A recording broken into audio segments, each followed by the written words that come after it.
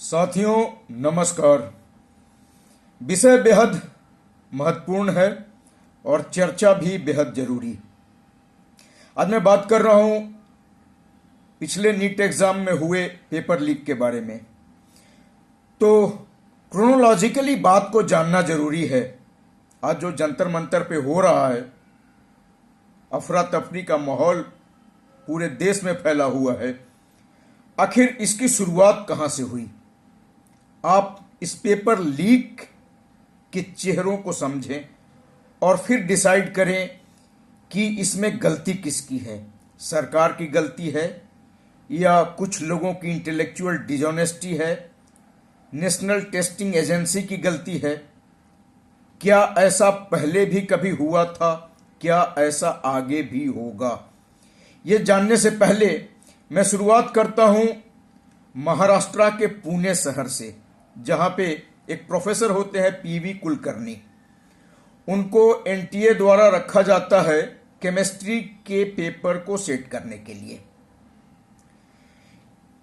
ये व्यक्ति paper set करता है और साथ ही साथ एक प्राइवेट कोचिंग भी चलाता है, जहां इसने अपने प्राइवेट कोचिंग में मॉक टेस्ट के नाम पे सेट किए हुए पेपर को सेलेक्टिवली क्वेश्चन के तौर पे दे देता है।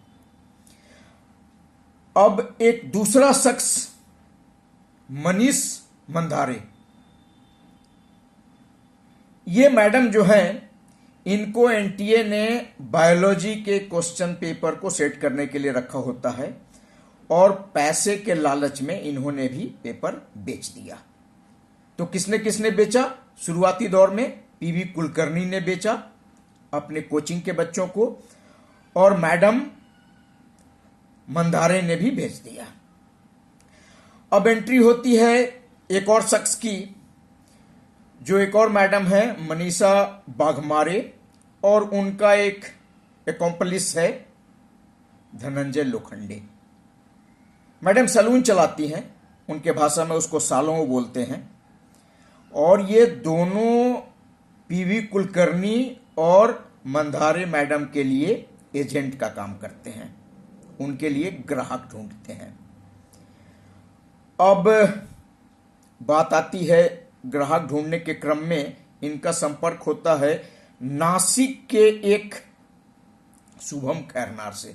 वो शुभम खैरनार जो बीएमएस का एक स्टूडेंट है, और वो बेसिकली स्टूडेंट नहीं है, वो एजेंट है। तो वो एजेंट इनसे पेपर खरीदता है, और पेपर खरीदने के बाद वो पेपर वो बेच देता है राजस्थान में, जयपुर। जयपुर में किसको पेपर बेचता है वो? जयपुर में एक मांगीलाल बिलाल हैं, जिन्होंने 10 लाख रुपए में पेपर खरीदा अपने बेटे के लिए।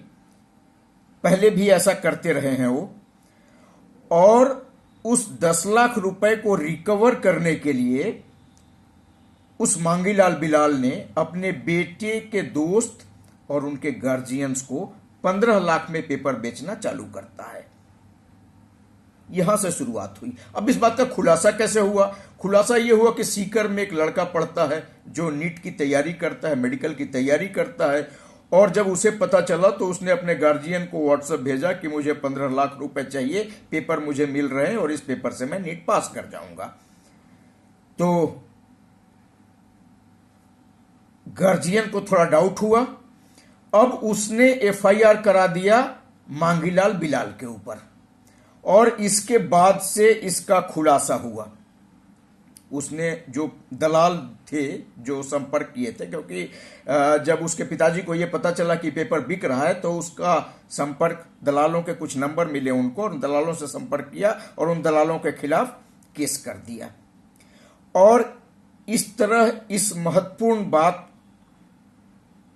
की जानकारी लगभग सभी को होने लगी, क्योंकि सब, जिसने 10 लाख में खरीदा वो 12 लाख में बेचना चाहता था, जो 15 लाख में खरीदा वो 20 लाख में बेचना चाहता था, और इस लालच में पूरे बंदरबाट में पेपर कई जगहों पे लीक हुआ। फिर कहां कहां गया, झारखंड आया, केरला गया, कहीं कहीं।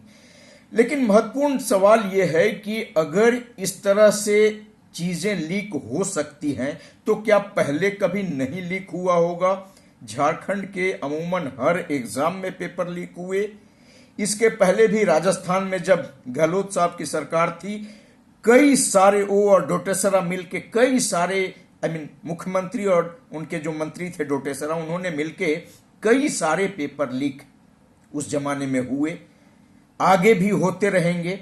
क्योंकि जब लोग इतने इंटेलेक्चुअली डिसऑनेस्ट हों, आखिर भरोसा कोई किसके ऊपर करेगा? आपका उनका मोबाइल ले लेंगे, आप जो सेटर हैं उनका आप मोबाइल ले लेंगे, लेकिन सेटर चूंकि इंटेलिजेंट है तो 10 20 50 क्वेश्चन तो याद कर लेंगे वो और बाहर आके बता देंगे।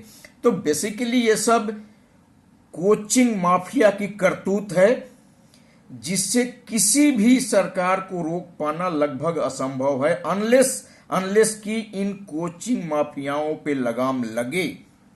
जब इस स्तर के लोग जो विश्वविद्यालय में प्रोफेसर रहे हों, जिन्हें क्वेश्चन सेट करने के लिए कहा जाता हो, इसका मतलब कि उनका जो क्वालिटी होगा, उनका जो उनके ऊपर भरोसा होगा, वो अनक्वेश्चनेबल रहा होगा, बट अब क्वेश्चन के दायरे में आ गया। तो ऐसे में कोई भी सरकार कर क्या सकता है? पहले भी बिहार में होता रहा है। यहां पे एक रंजीत डॉन हुआ करता था जिसने सैकड़ों डॉक्टर्स बना दिए, और वो सारे डॉक्टर आज प्रैक्टिस कर रहे होंगे, कई मरीजों की जान ले ली होगी उन्होंने। ये हो रहा है। तो सवाल एक मंत्री के इस्तीफा देने से सॉल्व नहीं हो जाता। ये एक बहुत बड़ी समस्या है। हमारे देश के साथ धोखा हो रहा है, हमारे काबिल युवाओं के साथ धोखा हो रहा है, और इसे रोकना ज्यादा जरूरी है बजाय कि पॉलिटिक्स करने की।